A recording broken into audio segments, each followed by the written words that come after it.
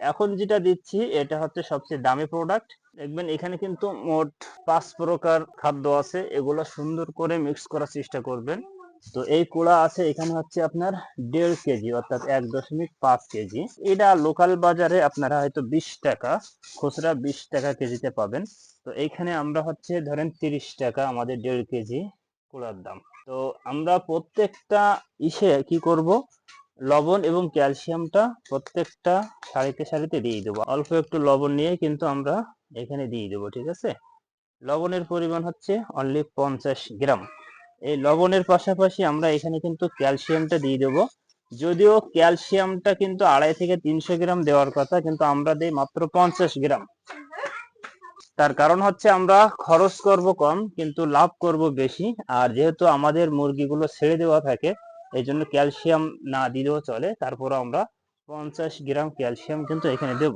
তো এটা হচ্ছে 4 কেজি ভুট্টার গোলা। এই ভুট্টার গোলাটা আপনারা একটু দেখে ভালোটা নেওয়ার চেষ্টা করবেন। ভুট্টার গোলা 2-3 রকম পাওয়া যায়, যেগুলো দেখবেন যে একটু চকচক করতেছে সেইগুলাতে কিন্তু বেশি ভুট্টার পরিমাণ থাকে।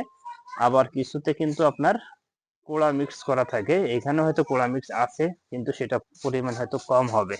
তো এরপরে আমরা এইটা সমান করে দিলাম, দিয়ে এখানে কিন্তু অল্প লবণ মিক্স করে দেব খুব সুন্দরভাবে। তো এরপরে হচ্ছে আমরা অল্প একটু ক্যালসিয়ামও কিন্তু মিক্স করে দেবো সুন্দর করে। ওকে, এখন যেটা দিচ্ছি এটা হচ্ছে সবচেয়ে দামি প্রোডাক্ট। এই প্রোডাক্টটা কিন্তু 1.5 কেজির মতন দেওয়ার নিয়ম, কিন্তু আমরা যেহেতু মুরগি ছেড়ে পুষতেছি, এটা দিচ্ছি হচ্ছে মাত্র 1 কেজি। এটা হচ্ছে সয়াবিন খোল। এটা কিন্তু লোকালে হচ্ছে 70 টাকা করে আমি কিনে নিয়ে আসছি। তো এরপরে আমরা দিচ্ছি হচ্ছে গম। গম দিচ্ছি কিন্তু 2 কেজি। এটা হচ্ছে 40 টাকা করে, 2 কেজির দাম 180, সরি শুধু 80 টাকা।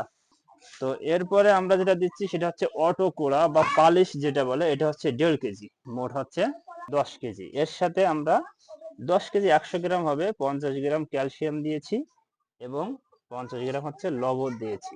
তো আমি যদি প্রথম থেকে আপনাদেরকে বলি, 4 কেজি ভুট্টার গোড়া, 2 কেজি গম, এ হচ্ছে 6 কেজি, 1 কেজি হচ্ছে আপনার সয়াবিন খোল 7 কেজি, আর 1.5 কেজি অটো কোড়া, আর 1.5 কেজি হচ্ছে ডিজেল কোড়া, মোট হচ্ছে 10 কেজি। এর সাথে আমরা 10 কেজি 100 গ্রাম হবে, 50 গ্রাম ক্যালসিয়াম দিয়েছি এবং 50 গ্রাম হচ্ছে লবণ দিয়েছি। তো এখন হচ্ছে আমরা এটা মিক্স করব। মিক্স করতে করতে বাকি যে লবণ এবং ক্যালসিয়াম আছে সেগুলো দিয়ে দেবো এর সঙ্গে ইনশাল্লাহ।